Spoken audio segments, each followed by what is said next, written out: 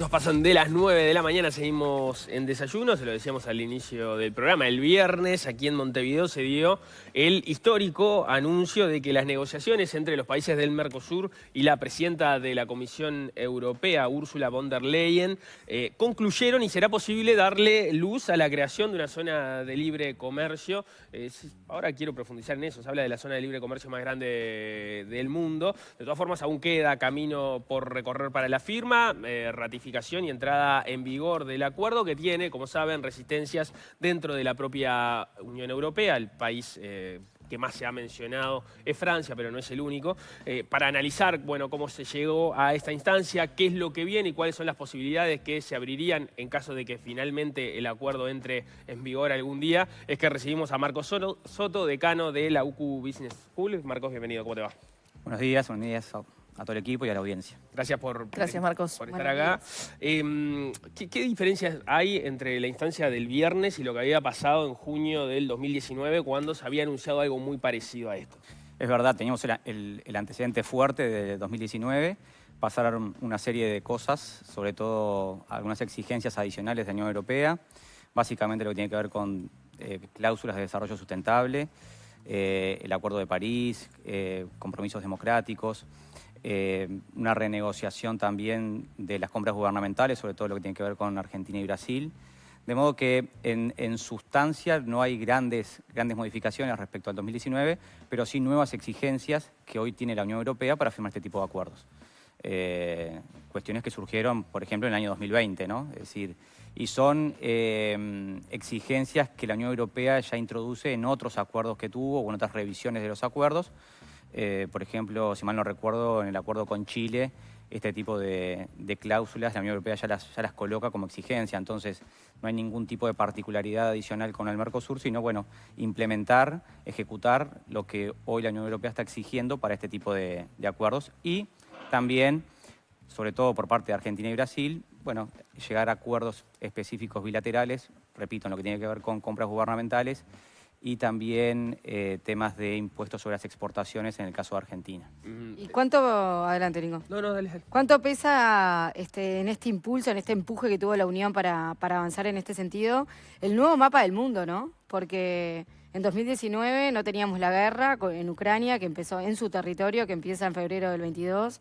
No estaba, bueno, ahora vuelve Donald Trump al poder, y la geopolítica ahí, bueno, mueve algunos intereses, donde en definitiva empuja a la Unión a quererse vincular con un tratado con esta zona del mundo, ¿no? Sí, creo que es multifactorial, pasan varias cosas. Uno, lo que se comenta, Trump y su nueva o refuerzo de la política proteccionista. Pero fíjense una cosa, si ustedes imaginan o piensan en la industria europea, ¿qué se les viene a la cabeza rápidamente? ¿Productos de qué tipo? Productos de calidad, ¿no? Es decir, productos industrializados de calidad. Versus, por ejemplo, productos que vienen de otras latitudes. Por ejemplo, China, ¿no? China se ha caracterizado por ser un productor o un gran productor de bienes industrializados en lo que va del siglo XXI, a gran escala, y por ahí relegando un poco lo que es la calidad masiva. Menor calidad, claro, sí. Pero eso cambió radicalmente. Claro. Hoy China produce bienes industrializados y de altísima calidad. Basta ver lo que está aconteciendo con la industria automotriz, con los vehículos. Entonces ese nicho diferenciador que tenía la Unión Europea, que era, bueno, yo vendo a mis precios y a mis condiciones porque vendo calidad, eso está hackeado notoriamente por un incremento notorio de la calidad productiva que tienen los bienes chinos. Ya no es una ventaja. Entonces, competitiva. exacto. Entonces yo creo que hoy la Unión Europea tiene un competidor que ya no es en volumen, sino que también es en calidad. Y repito, lo vemos, por ejemplo, en lo que es el sector automotriz, con los aranceles que está colocando tanto Estados Unidos como la Unión Europea a los vehículos eléctricos chinos. Es decir, aranceles abusivos, ¿no? En torno al 100% han llegado incluso para evitar que estos vehículos entren en los mercados tanto norteamericanos como europeos. Entonces, hay una serie de factores que creo que empujan a la Unión Europea a abrirse y a mejorar su posición competitiva. Tienen que salir a competir de forma diferente porque el mundo está cambiando. Y además se embanderan notoriamente y se contraponen a las tendencias de Trump y a las medidas espejo de China, y ellos se embanderan ahora con bueno, nosotros somos abiertos, seguimos embanderados con el libre comercio, etcétera, ¿no? Entonces, se han dado o han confluido varias situaciones que llevan a esta propuesta final. Ahí, por ejemplo, si lo pensamos desde este lado del mundo, a Europa le permitiría entrar con aranceles cero en algunos casos, o más bajos de lo que harían Estados Unidos y China, que están también poniendo sus productos acá en la región. Exacto, exacto. Pensemos en la industria del calzado, pensemos en la industria de la vestimenta, pensemos en la industria farmacéutica. Todos productos que en Uruguay quizás lleguen de Europa hoy, pero llegan caros porque, bueno, tienen muchas barreras arancelarias y trabas al comercio que impiden que lleguen en precios competitivos. Sin embargo, nosotros lo asociamos a productos de calidad. Bueno, eso Europa consigue reducir esas barreras, la reducción va a ser progresiva, en algunos casos hasta 10 años, en otros en 7, en otros en 4. Pero esos productos van a entrar a la zona, van a entrar al Mercosur, van a entrar a Uruguay de forma más competitiva, de forma más barata. ¿Y qué pasa con los que salen? Porque ese es otro tema, porque el arancel cero es para acá, pero también para allá. Para allá también, en la inmensa mayoría del universo arancelario, es decir, la inmensa mayoría de los bienes, el Mercosur va a tener la oportunidad de colocar sus productos en la Unión Europea con estas condiciones. Es decir, son condiciones en su inmensa mayoría recíprocas. Lo que sucede es que los perfiles productivos son distintos. Hablábamos de una Europa industrializada, en una Europa que tiene cierto perfil productivo, que no es el perfil productivo que tiene la zona del Mercosur y en particular Uruguay, que es mucho menos industrializado y sus exportaciones a la Unión Europea están muy concentradas en algunos rubros específicos, ¿no? Repasemos básicamente carne, celulosa, arroz. Entre esos rubros se lleva el 80-90% de lo que colocamos en la Unión Europea.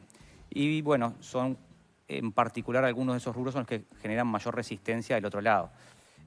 Por eso decimos que si bien va a haber una liberalización y va a ser progresiva para la inmensa mayoría del universo arancelario, lo que presenta básicamente para el Uruguay hoy es oportunidad de desarrollar otras cadenas y otras verticales productivas, porque en las que ya tiene y en las que hoy colocamos, bueno, los beneficios pueden llegar a ser limitados. ¿Qué quiere decir otras verticales productivas? Y bueno, pensemos, por ejemplo, si Uruguay en su momento colocaba cueros semiprocesados o semielaborados para los tapizados de los vehículos alemanes, ¿no? Es decir, cadenas, no vamos a ser en general un gran productor de bienes industrializados, pero sí subirnos a eslabones de cadenas productivas. Eso puede ser un ejemplo, ¿no? O producir para Brasil y que Brasil termine exportando el producto final. Es decir, se pueden empezar a abrir oportunidades de desarrollo de eslabones productivos, de subirnos a pequeños eslabones que desarrollen determinados sectores de actividad en Uruguay. Pero eso lo va a ir diciendo el tiempo. Claro, lo que decís es las oportunidades de Uruguay existen, pero son a largo plazo. Son a largo plazo, sobre todo porque hoy no tenemos desarrolladas esas industrias, hay que irlas desarrollando en la medida que surjan las oportunidades y porque la desgravación va a ser progresiva. Entonces no es que de la noche a la mañana vamos a tener un giro de 180 grados en la mayoría de los sectores. Bueno, hay sectores que sí y otros que les va a ir costando la apertura. ¿Y riesgos? Los riesgos, ahí hay que ser equilibrados o moderados, porque recordemos que el arancel externo común, que es el gran cinturón que protege al Mercosur, en realidad es un gran arancel, un gran filtro que protege a las grandes industrias, que Uruguay no tiene masivamente. Entonces, hoy el arancel externo común opera como un gran protector de la industria brasilera y de la industria argentina. ¿Qué es lo que empieza a caer? Es lo que empieza a bajar. Creo que Uruguay tiene algún riesgo, puede llegar a tener algún riesgo. Recordemos que hoy la Unión Europea va a poder colocar de forma más eficiente su aceite de oliva, sus vinos. Nosotros también vamos a poder hacerlo. Pero bueno, por ahí hay rubros que pueden entrar con un precio más competitivo al mercado local y pueden dañar alguna industria, algún sector que habrá que tener cuidado. Pero repito, a gran escala y en grandes industrias, este arancel que hoy tenemos es un gran protector de la industria masiva de nuestros vecinos. Pero dañar algún mercado, ¿en qué sentido? No entendí, perdón. Y bueno, por ejemplo, algún sector productivo uruguayo que tenga que competir hoy, por ejemplo, aceite de oliva, ¿no? Es decir, que tenga que competir de forma diferente con la entrada de productos. Aceites que hoy de repente incluso pueden estar llegando, pero llegarían más baratos. Exacto, porque no van a pagar los aranceles. O los vinos, por ejemplo. ¿Se entiende? Pero también se da, por ejemplo, nosotros tenemos actualmente un tratado de libre comercio con México y hay productos que vienen desde México que sus competidores, que son de otros países con los cuales no tenemos TLC, termina teniendo los de México el mismo precio que los de Europa, solo para no perder competitividad, y ahí el tratado de libre comercio a la ciudadanía no beneficia. Estoy pensando en autos de alta gama caros, por ejemplo, ¿no? Audi. Deberían de salir muchísimo menos y salen igual que los que vienen de Europa. Sí, bueno, después está la política comercial de cada uno, de cómo protege sus marcas, ¿no? de cómo hay un entorno competitivo. Uruguay tiene un mercado muy limitado, como hemos hablado muchas veces, y eso genera también resistencias a bajar los precios, ¿no? Porque en la Claro, medida entonces no termina siendo una garantía. No, garantía no hay nada. Son instrumentos que pueden posibilitar tal cosa, pero nadie tiene la fijada ni la sellada en estos temas, ¿no? Es decir, bueno, yo siempre digo lo mismo porque a veces hay como una devoción sobre estos temas y nada, son instrumentos que van a abrir oportunidades, pero no tenemos ninguna garantía absoluta de que vaya a pasar tal cosa y mucho menos en la góndola. En ese sentido, me gustaría ir un paso más adelante porque, bueno, el acuerdo está firmado, todavía no sabemos qué va a pasar, pero el acuerdo también tiene una resistencia fuerte de Francia. ¿Puede tener algún aliado Francia también en esa resistencia? ¿Ves que puede tener impacto sobre la concreción efectiva del acuerdo? Sí, hay algún tipo de riesgo todavía de que esto no avance y que no avance por el lado europeo, ¿no? Paula, vos comentas Francia, está Italia ahora, que está diciendo, está con dudas, con resistencias, está Polonia. Es decir, hay resistencias internas. Tuvimos la visita de la presidenta de la Comisión Europea, ¿no? Como gran señal. Como gran señal y como gran jugada política de ella misma también. Creo, si nos ponemos en la cabeza y en los pies de la presidenta de la Comisión Europea antes de tomarse el avión, ¿voy o no voy? ¿Qué hago? ¿No? Porque tuvo esa decisión. Bueno, habrá marcado todos sus criterios, habrá ponderado y me subo al avión. Entiendo que en ese proceso de toma de decisiones habrá ponderado que hay una probabilidad mayor a que el acuerdo avance, a que el acuerdo no avance, porque se está jugando su nombre, su presencia, su prestigio. Creo que es una señal fuerte que haya estado. O sea, hay una oportunidad. No quiere decir que que es un hecho consumado, ¿por qué no? Porque además estos países, dependiendo de, por ejemplo, cómo se termine de dirimir la posición de Italia, pero tienen, digamos, hay un conjunto de países que tendrían la capacidad de veto, digamos, sí, y hay la postura que lleven al Parlamento Europeo. Y hay unos temas técnicos que depende de cómo se presente el acuerdo, si es todo cerrado, si va por partes, cuál es el procedimiento de aprobación que tiene en Europa.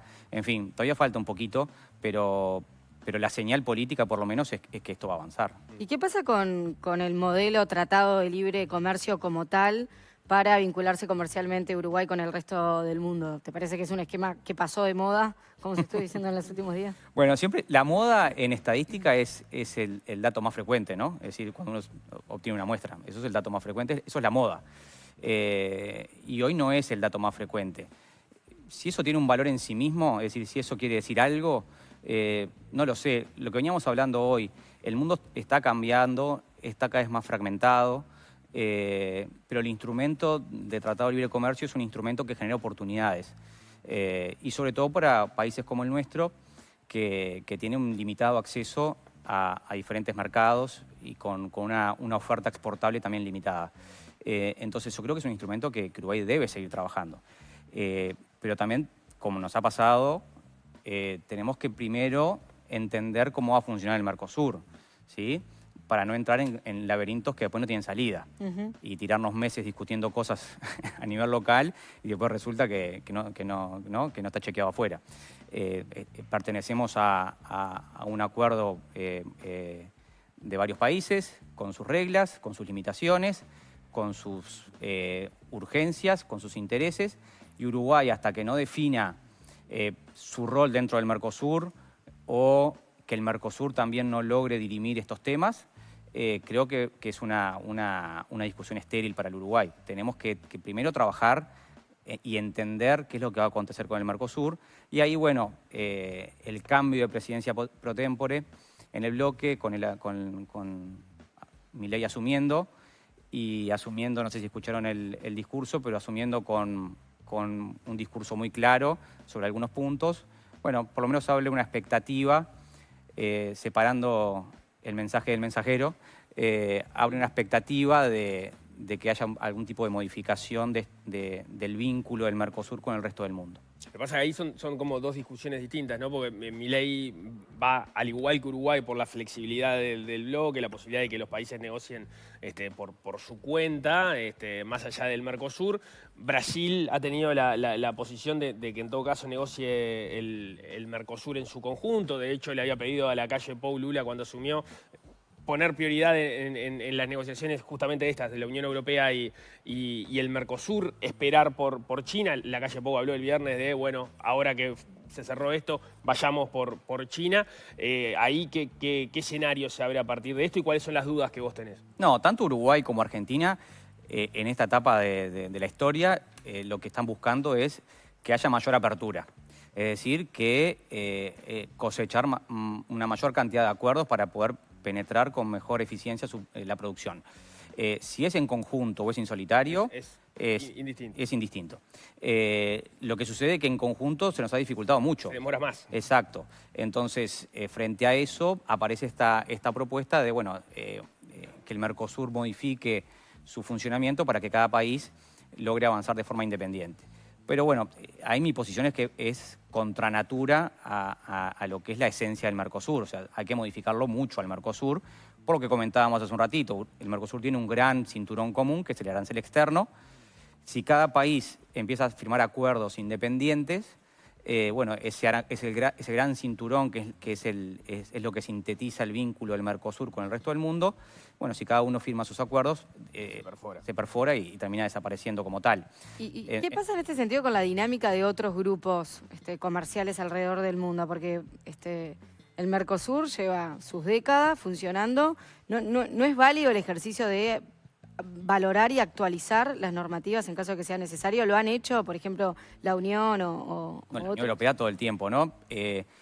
Con un proceso histórico muy diferente al nuestro. Sí. Mi percepción es que el Mercosur quiso avanzar demasiado rápido en los primeros años con un cronograma y políticas demasiado integracionistas. Y eso llevó a no considerar que los países tienen diferentes urgencias, intereses, y bueno, por ahí había escalones previos antes de avanzar hacia una unión aduanera. Pensemos en la Alianza del Pacífico, por ejemplo, que ha comenzado mucho después, pero que tiene una dinámica distinta, ¿no? Que es, bueno, primero asegurarnos que el comercio entre nosotros funcione bien, que logremos intercambiar entre los países bien y que cada país tenga su política con el resto del mundo. Ese puede ser un modelo a seguir de adecuación del Mercosur. Esto de que sí o sí tengamos que ir todos juntos parece una restricción demasiado fuerte cuando en la interna hay tantas asimetrías. ¿Y vos cómo ves ahora con el cambio de gobierno, ¿no? El vínculo de Orsi con Lula, quedó clarísimo, fue la primera persona a la que fue a visitar, con el precedente de la amistad fuerte de Mujica con Lula? ¿Te parece que puede incidir en algo, en las decisiones que pueda tomar Lula y Uruguay adentro del Mercosur, como esa amistad más estrecha entre ellos? Creo que sí, creo que sí. Si uno recuerda, que es el recuerdo más reciente que tenemos, la postura del gobierno que sale es básicamente la misma que la postura del último periodo del Frente Amplio, ¿no? Es decir, cuando Rodolfo Nino Noboa era canciller. De hecho, en aquel momento, Vázquez yendo a China, volviendo con la idea del Tratado de Libre Comercio con China, luego la Cancillería de Nino Noboa promoviendo un acuerdo a diferentes velocidades, es decir, que el Mercosur vaya todo con China, pero que cada país logre negociar de forma independiente. Entonces, creo que la última visión o el último periodo del Frente Amplio tuvo varias similitudes con algunas visiones de este gobierno. Entonces, me hubiera encantado ser mosca para estar en la reunión entre Orsi y Lula.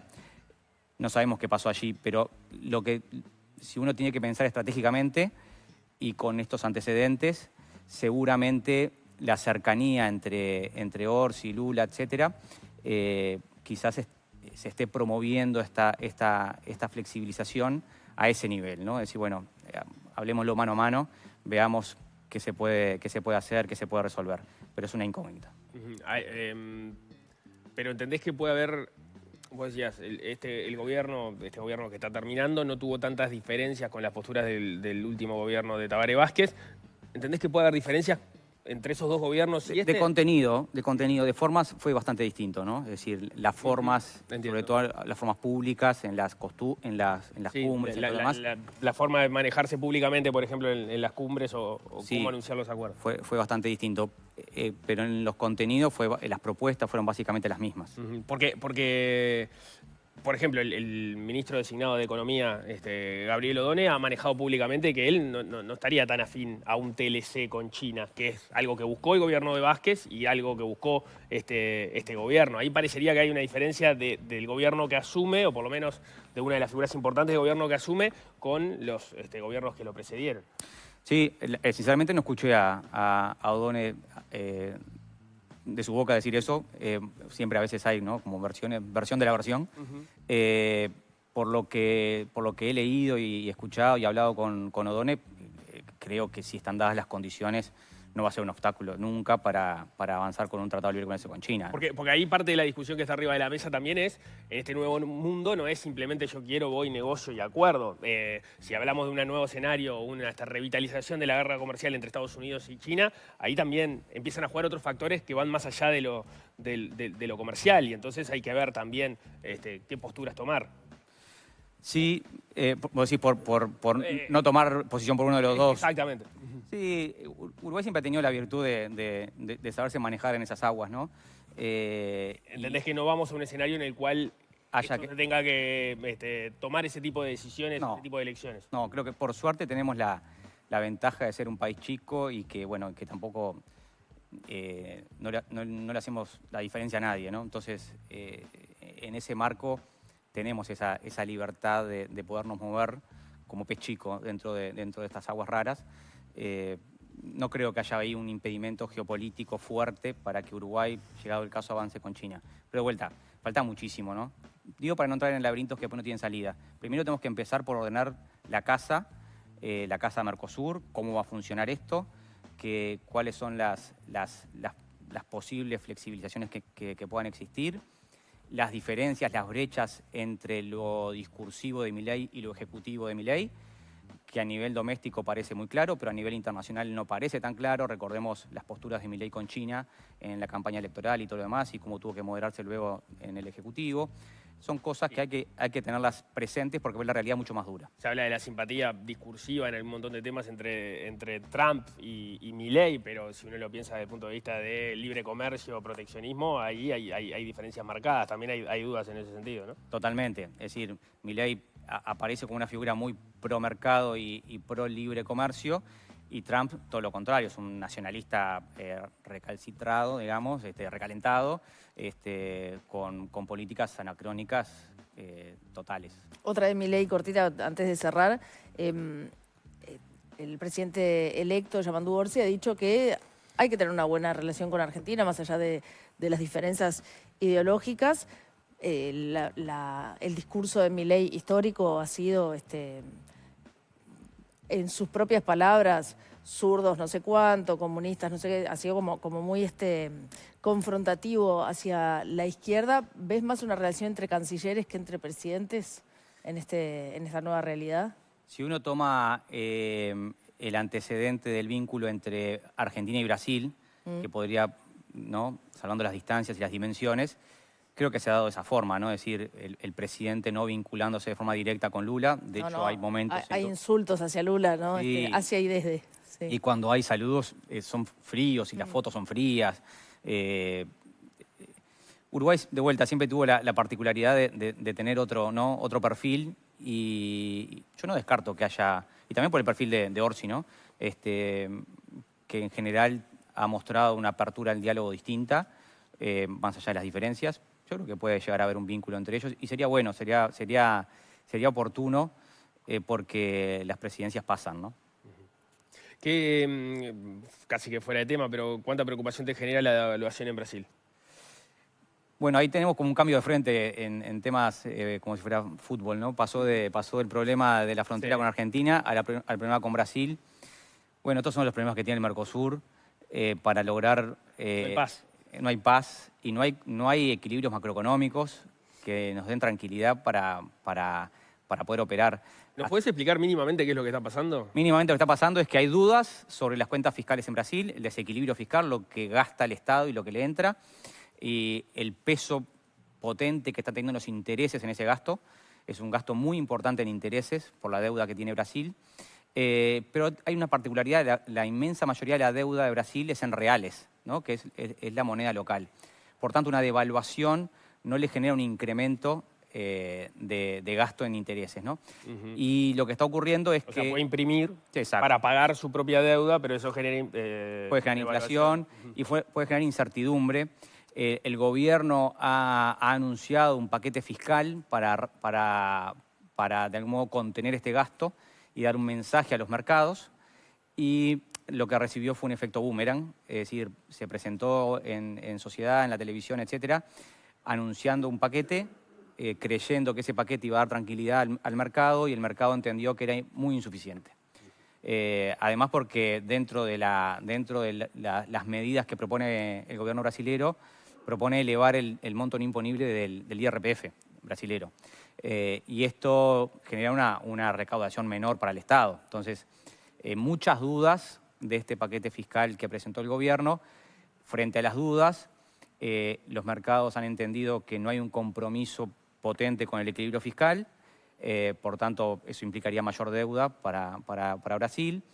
Y lo primero que se resiente es la moneda, porque bueno, hay retirada de capitales, etc. Lo de Brasil es un tema focalizado en sus cuentas públicas, al menos por ahora, concentrado allí. Si el gobierno logra dar confianza y logra dar esa seguridad que el mercado está esperando, puede solucionar rápidamente. Recordemos que Brasil está creciendo y está creciendo a buen ritmo. O sea, decís, esto puede llegar a ser transitorio en la medida que en algún momento se logre corregir esa situación, no es el problema estructural que tiene Argentina. De todas formas, mientras tanto, Brasil, digamos, a los ojos uruguayos está mucho más barato, eso implica perder competitividad y también, bueno, en los países de frontera que se resienta más. Sí, sobre todo en esta etapa del año, donde bueno, hay muchos que están planificando sus vacaciones. Claro. Brasil se abarata, Uruguay se encarece, y eso genera un flujo adverso para nuestro país. Eso no suena como una mala noticia si alguien está planificando sus vacaciones, pero claro, es un problema. Es un problema, sí. Macro para el país. Sí, de forma masiva, sí.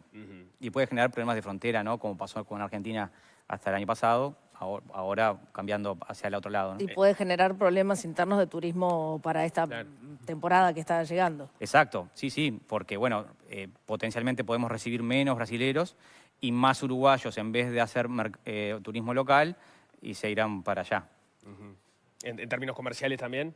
Y sí, en términos comerciales también. Digo, siempre que perdemos competitividad, el turismo es una buena síntesis de la competitividad del país, ¿no? Cuán barata está nuestra producción respecto al vecino. ¿Y el frente con Argentina en este momento está, digamos, resuelto o acotado por lo pronto? Sí, se viene desplomando la brecha, ¿no? Fíjense que el otro día el dólar blue y el oficial estaban ahí, llegó a estar el blue... Sí, no entiendo cuál es la lógica por la cual se da eso. No. El blue estuvo un poco... por abajo del oficial. Por abajo del oficial. Y se deprimió tanto el mercado paralelo que quedó por abajo. Eso por un lado. Y por el otro, las brechas de precios, el índice de precios fronterizos que hace la Universidad Católica, que fue actualizado ahora el viernes, marcan una brecha del 20%. Es decir, que Salto es 20% más caro que Concordia. Recordemos que tuvimos brechas de 100 y pico %, ¿no? Es decir, se está pulverizando la diferencia de precios a pasos agigantados entre Salto y Concordia, que es una buena medida para ver cómo están los precios fronterizos. Por ejemplo, para entender la diferencia, en algún momento se hablaba que cualquier tipo de medida que se tomara desde el gobierno iba a ser insuficiente porque nunca se iba a poder subsanar la diferencia que había entre los dos lados de la frontera en el tipo de cambio. En este caso, si hablamos de un 20%, capaz que con una medida impositiva sí lo lográs. Sí, o capaz que ni te vale la pena, porque te tenés que ir y no sé qué, yo qué sé, capaz que ya ni te vale la pena. Y otra pregunta, desde la ignorancia absoluta, el hecho de que en este momento en Argentina digamos, los distintos tipos de cambio estén tan parecidos, por lo menos estos dos, el blue y el oficial, te puede llevar a decir, bueno, en realidad Argentina puede llegar a unificar su tipo de cambio y se termina esto de cambios múltiples. Puede ser, era uno de los objetivos del gobierno, eliminar el cepo. Hay que ver si están dadas las condiciones. Todavía parece muy prematuro pensar en una Argentina sin cepo. Pero bueno, se han hecho varias liberalizaciones en Argentina y ha sido muy controlado. Hay una entrada de dólares interesante a Argentina por diferentes canales y esto fortalece la posición monetaria de Argentina. Es posible quizás este año que veamos una salida del cepo. Y entiendo, y hay que empezar por ahí, esto está teniendo un costo social altísimo en Argentina, en un montón de sectores y de la población en su conjunto, pero Milei está logrando dar vuelta la situación, por lo menos desde el punto de vista de la política cambiaria. Sí, de la política macro, ¿no? Está reduciendo el déficit fiscal a pasos agigantados, está bajando mucho la inflación, estabilizó el tipo de cambio, a riesgo de tener un atraso cambiario, es decir, a riesgo de que Argentina se empiece a encarecer. De hecho, se está encareciendo con Uruguay en términos relativos, como vimos recién. Y los indicadores sociales no están mejorando. Hay una resistencia fuerte a que mejoren. Y creo que eso es un gran luz roja que tiene el gobierno argentino, porque en la medida que no logre traducir logros económicos en bienestar social, puede tener problemas, ¿no? Bien. Marco Soto, muchísimas gracias por estos minutos. Por favor. Muy amable, muy Muchas gracias. interesante. Hasta pronto. Hacemos